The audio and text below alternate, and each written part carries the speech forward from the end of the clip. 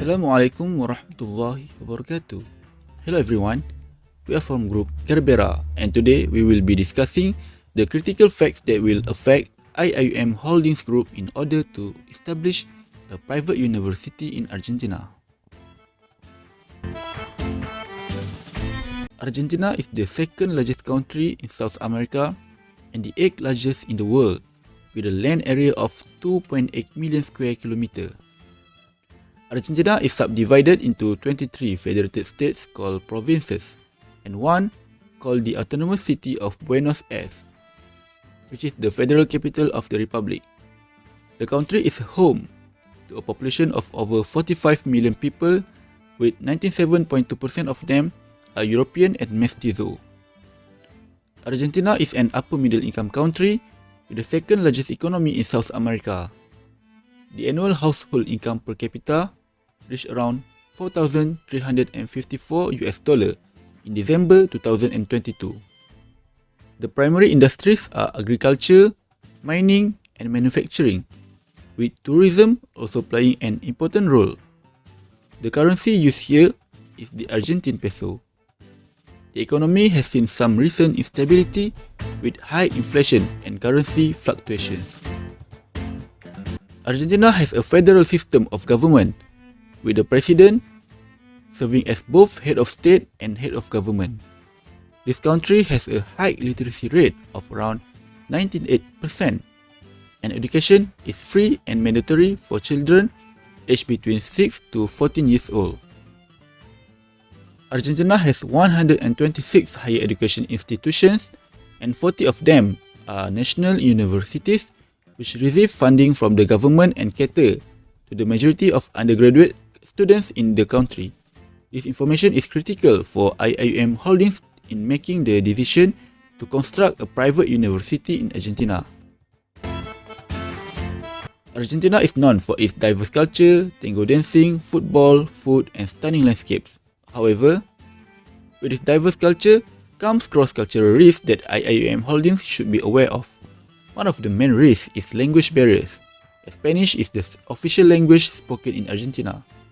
In order to open the private university here, it is important for Iium Holdings to consider investing in language training and translation service to ensure that they can effectively communicate with their stakeholders. Iium Holdings should also hire the local lecturer in order to break down the communication barrier between educators and students. Another cross-cultural risk is the difference in work culture between Argentina and other countries. In Argentina, relationship, trust, and building rapport take precedence over formalities and business protocol.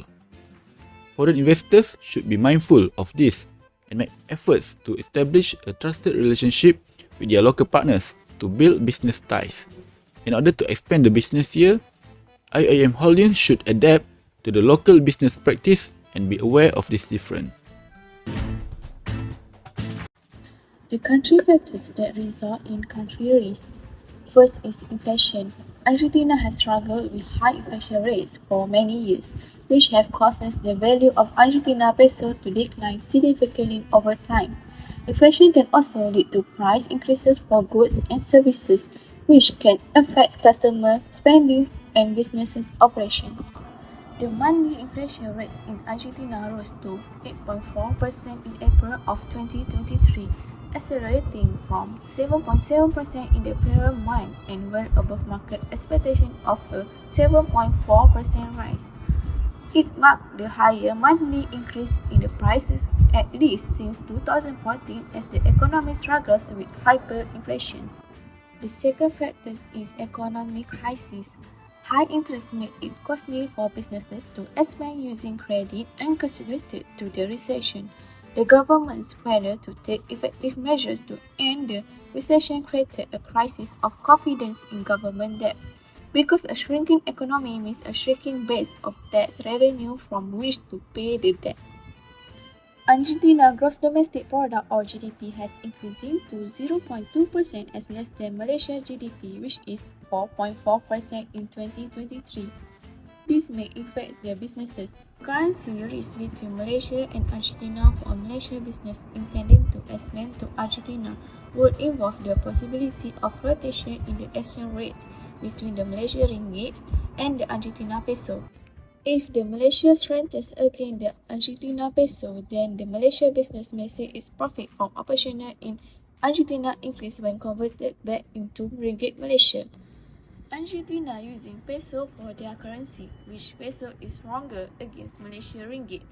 Currently, 52.9 peso is equivalent for 1 ringgit Malaysia.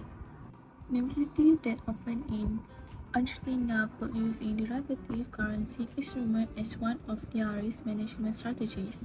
Firstly is the currency swap market.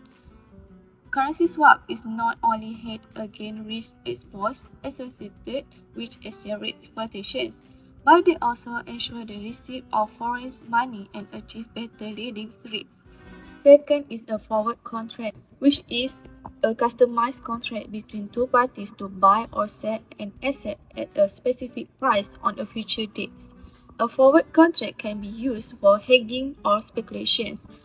Third is currency futures, which are an exchange-traded futures contract that specifies the price in one currency at which another currency can be bought or sold at a future date. Lastly is a currency option, also known as a forex option.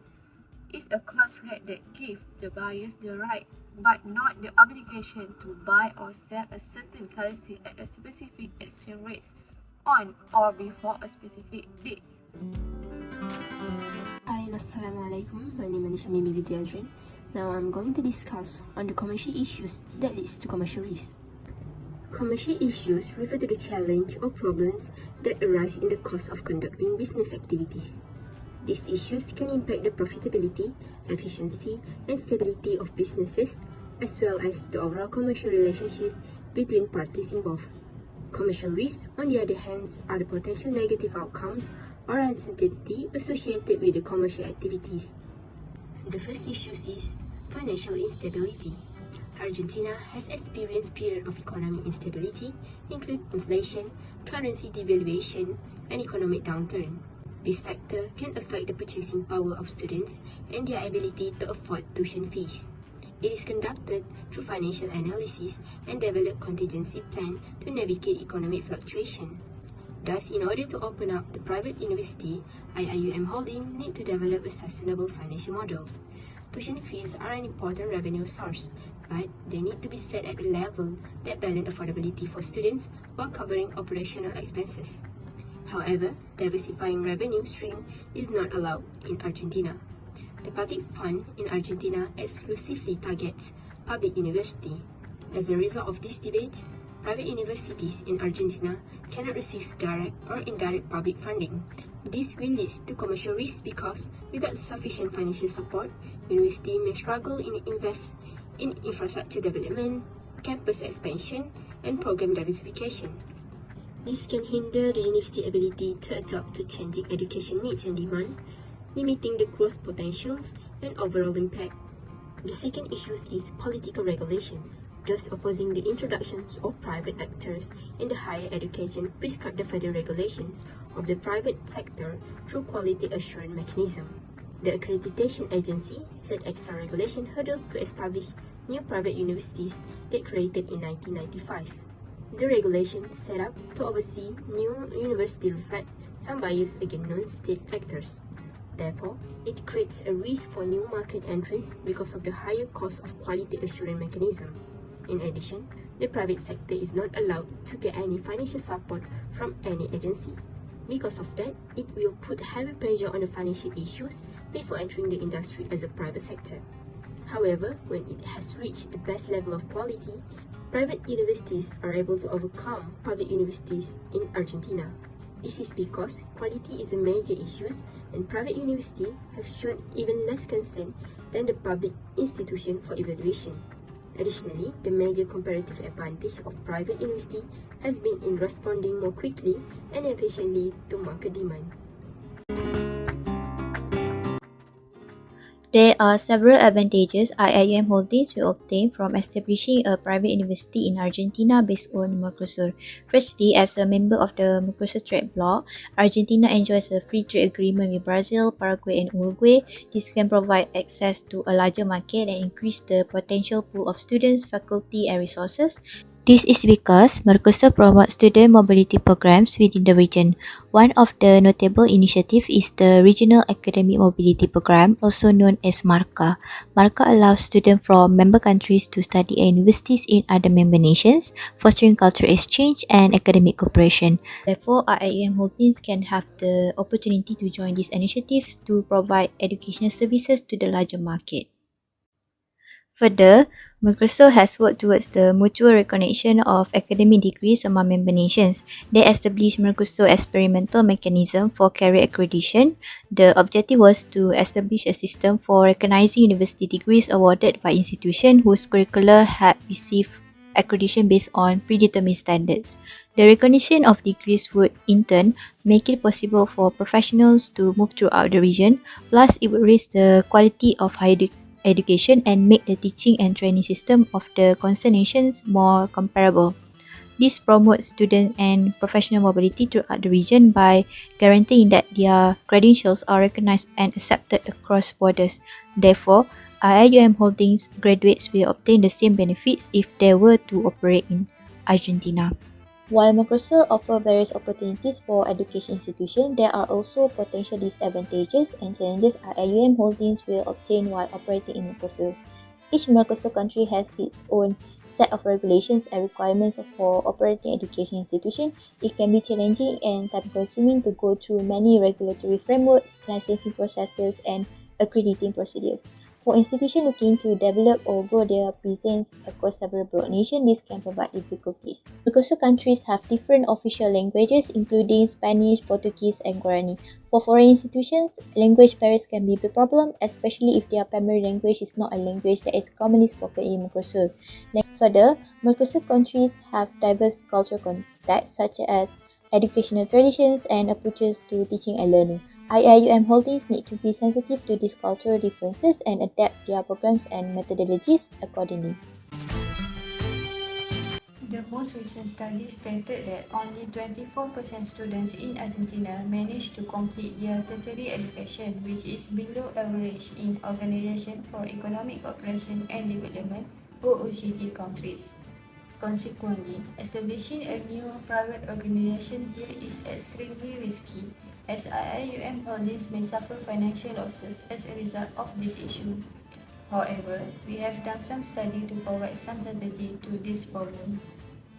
First of all, IIUM Holdings needs to focus on establishing strong collaboration with the local higher institution and organization in Argentina. Therefore, this can assist IIUM Holdings by creating a solid presence in Argentina and benefiting the country's network of knowledge and expertise.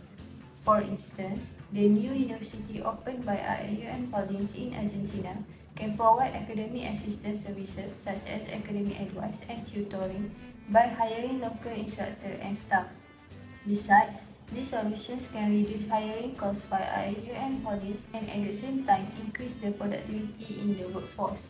On the other hand, it may also be advantageous for IIUM Holdings to capitalize on its existing expertise in education and research to offer unique programs and services that distinguish them from other universities in the area. Another strategy that IIUM Holdings might look into is a student-centric method. Student-centered learning allows students to choose what they want to study and the manner in which they learn it. Other than that, higher academic achievement has been associated with student-centered learning, where students are able to remember the knowledge and apply it to the new context when they participate fully in the learning process. As a result, this strategy can reduce the dropout of university students in Argentina and lead to the rise in admission into tertiary education, especially to the university that offers benefit programs and services such as IIUM Holdings. This could involve career development opportunities and fostering a friendly and inclusive campus environment. Overall, IIUM Holdings can establish a strong presence in Argentina and differentiate themselves from other private colleges in the region by focusing on strong collaboration and a student-centric method.